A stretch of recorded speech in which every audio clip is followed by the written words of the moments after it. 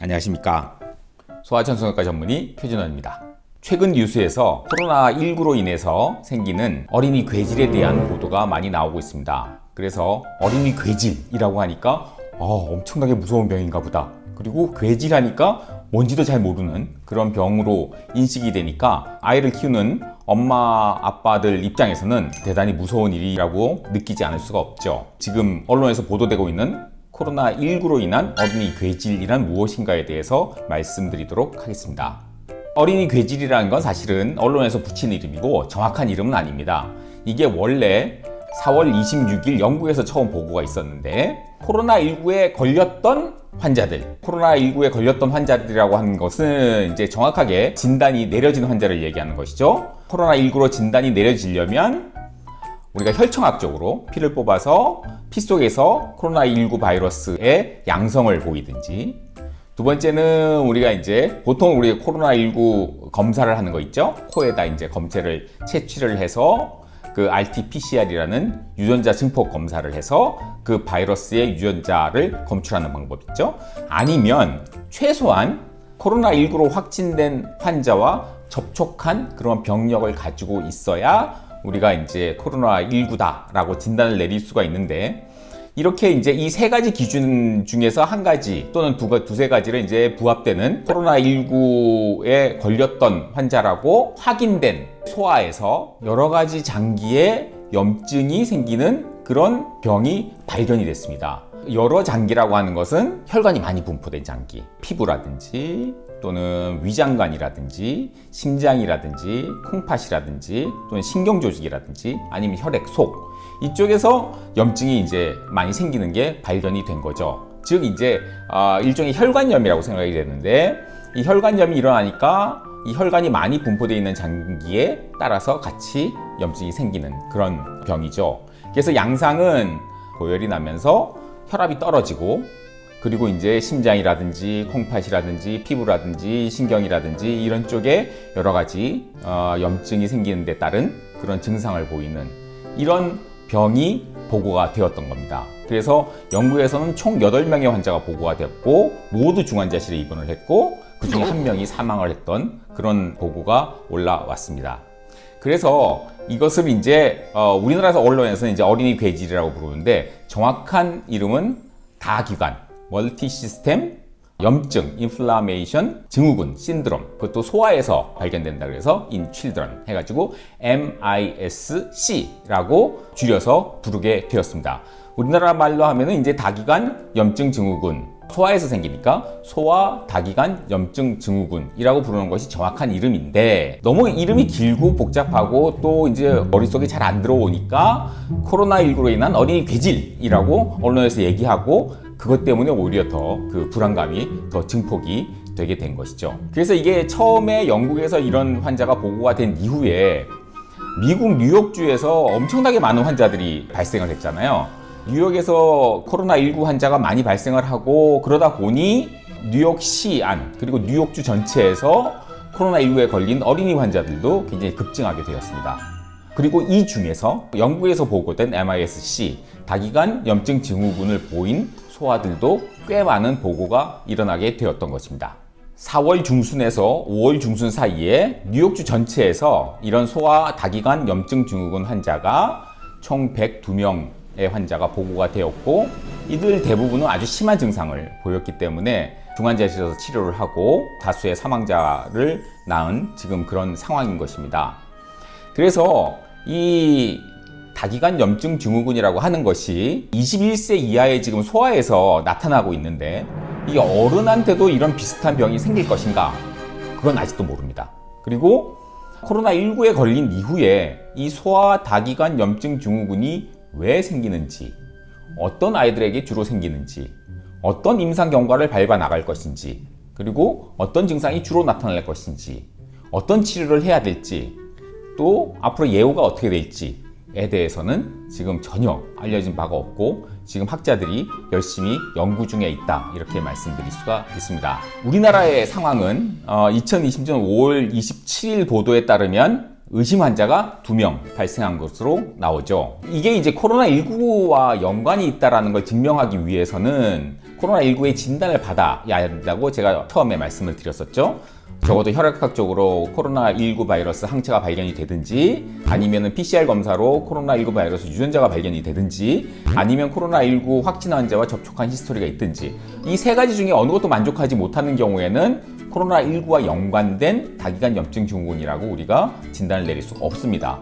어제 보도된 그 2명의 환자는 이 세 가지 중에서 어느 기준에도 부합되지 않는 환자로 질병관리본부에서도 지금 코로나19로 인한 다기관 염증 증후군이라고 진단 내릴 수 없다라고 얘기를 하였습니다. 이게 지금 처음 영국에서 이 환자가 보고된 이후에 미국에서 다수의 환자가 발생을 하고 유럽에서도 지금 계속 그 이 환자들에 대한 보고가 속출하고 있습니다. 그래서 우리나라에서도 지금 굉장히 소아 다기관 염증 증후군 환자가 발생하지 않는지 예의주시하고 있고, 지금 질병관리본부나 대한소아감염학회에서 각 일선 의료기관에 이 유사한 환자가 있을 때는 꼭 보고를 하고 경과를 주의 깊게 관찰할 수 있도록 모니터링 시스템을 가동을 하고 있습니다. 특히 이제 소아청소년과 전문의들이 진료하는 이 소아청소년과 의원에서도 이런 환자가 발생하지 않는지 지금 아주 촉각을 곤두세우고 관찰을 하고 있습니다. 그래서 아직은 이 기준에 부합되는 환자가 발생하진 않고 있는데, 이게 사실 이전에 우리가 보던 가와사키란 병하고 상당히 유사한 점이 많이 있습니다. 가와사키 병이라고 하는 거는 일종의 이제 과잉 면역 반응으로 일어나는 혈관염이 생기는 병인데, 고열이 나고 양쪽 눈에 결막염이 생기고 입술이 트고 입안엔 딸기여가 생기고 입안에 홍조가 생기고 임파선이 붓고 피부에 발진이 생기고 뭐 이런 등등등등 한 7가지 기준이 있고, 이 중에 5가지를 충족하면 우리가 가와사키 병이라고 진단을 내리게 되는데, 가와사키 병이 어떤 감염병하고 연관이 있을 거라고 수십 년 전부터 추측은 하고 있지만, 수십 년 동안 이 가와사키 병과 병의 원인이 되는 바이러스와의 관계를 발견하기 위해서 연구를 많이 하고 있지만, 아직은 특정 바이러스와 가와사키 병과의 관계는 밝혀내지 못하고 있습니다. 그래서 감염병과 연관은 있을 거라고 생각은 되지만 아직 확실하진 않고, 어쨌든 이 가와사키 병은 과도한 면역으로 생기는 병이라서 보통 이제 면역 글로불린이라든가 면역을 좀 조절해주는 그런 치료를 함으로써 합병증을 예방하는 노력을 하고 있죠. 가와사키 병의 가장 큰 문제는 심장의 합병증이죠. 심장에 피를 공급하는 관상동맥이라는 게 있는데, 이 관상동맥에 염증이 생기면서 관상동맥 혈관벽이 약해져서 관상동맥이 꽈리처럼 이렇게 부풀어 오르는 관상동맥류라고 하는 이런 이제 합병증이 이 가와사키 병의 가장 무서운 합병증인 것입니다. 그 외에도 이제 뭐 작은 혈관들이 막히면서 생기는 여러 가지 증상들이 있을 수 있는데, 가와사키 병의 치료 목표는 이 심장에 생기는 관상동맥류라고 하는 합병증을 예방하는 데 초점을 맞추고 있습니다. 그래서 이제 입원을 해서 고용량의 면역 글로불린을 씀으로써 그런 합병증으로 진행하는 것을 막게 되죠. 그런 점에서 이제 이 가와사키 병과 이 MIS-C와는 좀 유사한 점이 많이 있지만 다른 점도 많이 있어요. 가와사키 병은 우리가 이제 경험 많은 소아청소년과 의사들 같은 경우에는 얼굴만 봐도 대략 진단이 되죠. 고열이 나면서 애가 얼굴이 이제 뭐 빨개지고 막 눈도 빨개지고 입술도 트고 막 하는 그런 이제 온몸에 발진이 돋고 하는 그런 양상들만 봐도 얘는 가와사키가 의심이 된다. 얼굴만 봐도 어느 정도 진단을 내린 다음에 그 다음에 이제 그 확실한 진단으로 넘어가게 되는 겁니다. 그렇지만 이제 이 MIS-C 다기관 염증 증후군 같은 경우에는 그렇게 가와사키처럼 얼굴에 나타나는 특징적인 그런 증상은 보이질 않죠. 물론 이제 그 속에 들어가서 각 기관에 어떤 뭐 혈관염이 생겨서 생기는 여러 가지 증상들은 유사한 점이 많이 있지만, 이 MIS-C는 가와사키처럼 얼굴만 보고 턱 진단을 내기는 쉽지가 않습니다. 그리고 코로나19와 연관성이 증명되지 않으면 MIS-C라고 진단을 내릴 수가 없죠. 이 특징적인 것은 MIS-C는 여러 다기관의 염증을 일으키지만 호흡기 증상은 전혀 없습니다. 코로나19라고 하는 병은 근본적으로 호흡기 질환이죠. 호흡기 질환이라서 열이 나면서도 뭐 기침한다든지 가래가 난다든지 뭐 입맛이 없어진다든지 또 코가 막힌다든지 하는 등등의 호흡기 증상이 반드시 동반이 되는 것이죠. 그렇지만 이 MIS-C는 이런 호흡기 증상이 전혀 없습니다. 그러니까 즉 코로나19가 직접 일으키는 병이라기보다는 코로나19 바이러스가 들어와서 우리 예민해진 면역 시스템이 우리 몸을 공격하는 그런 일종의 과도한 면역 반응으로 생기는 병이 아닌가라고 지금은 추측을 하고 있는 것입니다. 주로 지금 코로나19 환자가 많이 발생했던 미국, 또 영국, 유럽 쪽에서 보고가 있고 우리나라는 아직 확실하게 MIS-C라고 진단이 내린 보고가 없는데 이것이 과연 우리나라에서 코로나19에 걸린 소아 환자의 인구가 적어서 그런 것인지 아니면 민족적인 차이로 이 동양인들, 아시아 인종들은 이 코로나19로 인해서 생기는 MIS-C가 좀 발생이 떨어지는 것인지 그건 앞으로 우리가 환자 발생 추세를 좀 지켜보면서 역학조사를 계속해 봐야 알 수 있는 일일 것입니다. 가와사키 같은 경우도 아시아 사람들한테 주로 많이 발생하고 미국이나 유럽 백인들한테는 가와사키 병 발생이 그렇게 높지가 않습니다. 이렇게 과도한 면역 반응으로 생기는 병은 발생 빈도에 있어서 인종적인 차이가 좀 생기기 때문에 MIS-C도 좀 우리나라 애들한테는 인종적으로 좀 안 생겼으면 하는 바람은 있지만 아직은 확실하지는 않다는 것입니다.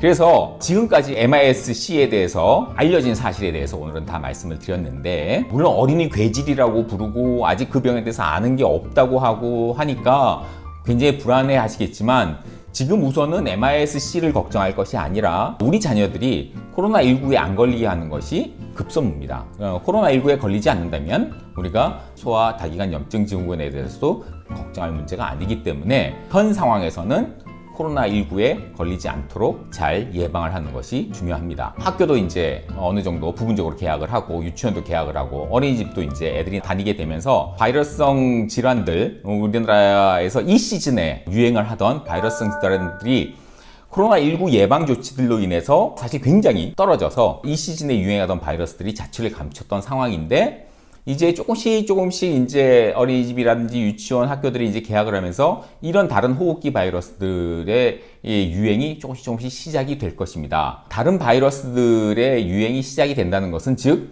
코로나19 바이러스도 다시 유행을 할 수 있는 그런 상황이 조성이 될 수 있다는 뜻입니다. 그렇기 때문에 아무리 강조해도 지나치지 않는 여러 가지 예방 수칙들, 사회적 거리두기라든가 또 손 씻기, 마스크 하기, 밀폐된 장소에 가지 않기, 특히나 이제 우리 젊은 친구들이 좋아하는 노래방이라든지 PC방이라든지 이런 이제 밀집된 폐쇄된 환경에서 여러 사람들이 있는 환경은 코로나19 바이러스가 유행되기 아주 좋은 환경이기 때문에 좀 답답하고 심심하더라도 그렇게 사람들이 많이 몰리고 밀폐된 환경은 절대적으로 피해야 되겠다. 코로나19뿐만 아니라 코로나19로부터 파생되는 다기관 염증 증후군을 예방하는 차원에서도 이 코로나19 예방 방역에 조금 더 협조를 하고 신경을 쓰고 조심을 해야 되는 상황이라고 할 수 있겠습니다. 오늘은 여기까지 말씀을 드리고 또 새로운 사실이 밝혀지게 되면 다시 또 방송을 올리도록 하겠습니다. 오늘 제 방송이 마음에 드셨다면 댓글과 구독과 좋아요 많이 부탁드리겠습니다. 감사합니다.